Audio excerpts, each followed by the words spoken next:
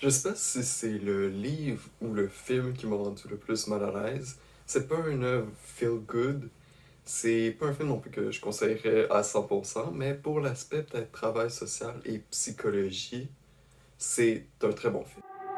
Qu'importe le temps et les promesses, si longtemps ce n'est que la maladresse. Et j'attendais toujours ton regard qui se pose sur mes... Bonjour, ici Fabrice Pochiche et aujourd'hui on va parler du film Et au pire, on se mariera de Léo Poul, un film de 2017 d'une heure et demie inspiré du roman au même nom de Sophie Bienvenue. Synopsis. On suit une adolescente de 14 ans du nom d'Aïcha qui est arrêtée et qui doit parler face à une travailleuse sociale qui sera muette tout le long de son histoire et comment sa relation avec un homme, Sébastien, qui fait 2 fois son âge.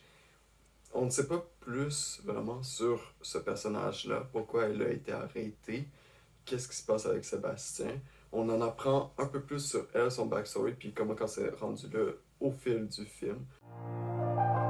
Qu'importe le bleu. On va parler du thème de la manipulation et des différences qu'il y a avec le livre que j'ai lu juste avant d'avoir écouté. 1. La manipulation. Aïcha va subir de la manipulation émotionnelle via son beau-père, qui va en profiter justement pour abuser sexuellement d'elle et la monter contre la mère. D'ailleurs, la scène où la mère chasse le beau-père dans un flashback de sa maison est très forte pour résumer tout ça, dans le sens où est-ce que la mère, en arrivant, va être plus rude avec sa fille en l'éloignant parce qu'elle veut pas qu'elle entende tout ça pour accuser le beau-père de pédophilie, puis d'agression, puis de comme tu reviens pas ici, sinon je vais te tuer, puis tout ça.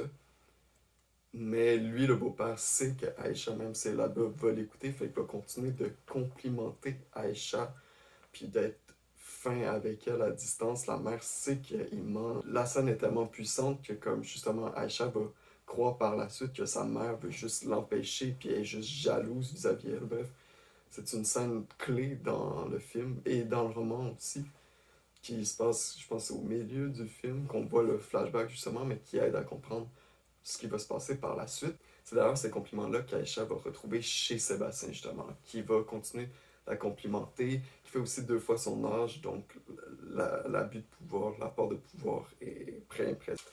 C'est là aussi qu'un flou embarque, parce que Aïcha va plusieurs fois revenir sur les mêmes passages de temps avec sa travailleuse sociale pour remodifier certaines parties. C'est là qu'on voit que justement mentalement est abusée par ces hommes-là. Donc c'est ça.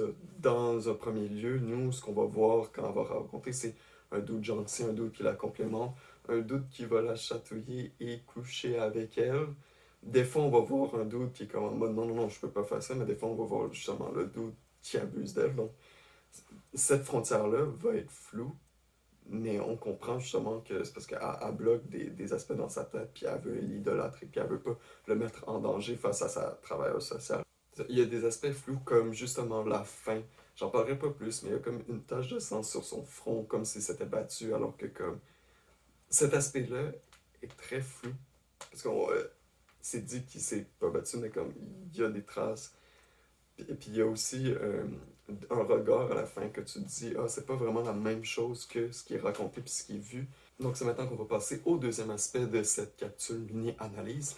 C'est la différence, les grosses différences qu'il y a entre le livre de Sophie Bienvenue et le film de Léa Poul.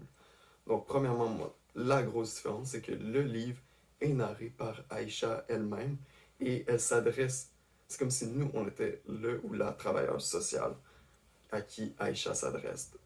Donc, on a toutes les inner thoughts de Aïcha. Moi, j'ai l'impression de plus la connaître à travers le roman qu'à travers le film, parce que le film, ça montre comme une toile, puis des fois, oui, dans le film, on dirait que la partie de travail social sert plus à ce que tu vois, tandis que dans le roman, ce que tu verrais comme scène sert plus à l'entrevue. C'est comme deux... Le pied à terre est à 2 endroits différents. Par contre, ce qui est intéressant dans le film, là, je dis pas que comme le livre est meilleur. Le livre est meilleur à mon avis, mais comme le film apporte vraiment quelque chose de plus. C'est quand même enrichissant face à l'œuvre si vous avez aimé l'œuvre ou si vous en voulez en savoir plus. Personnellement, j'ai vu et j'ai lu cette œuvre-là une fois. C'est assez. C'est correct. Je regrette pas. Je ne continuerai pas. Sophie Bienvenue aussi a écrit un excellent roman qui s'appelle Chercher Sam. À voir. C'est pas du tout dans les mêmes optiques, mais c'est aussi cru et rough.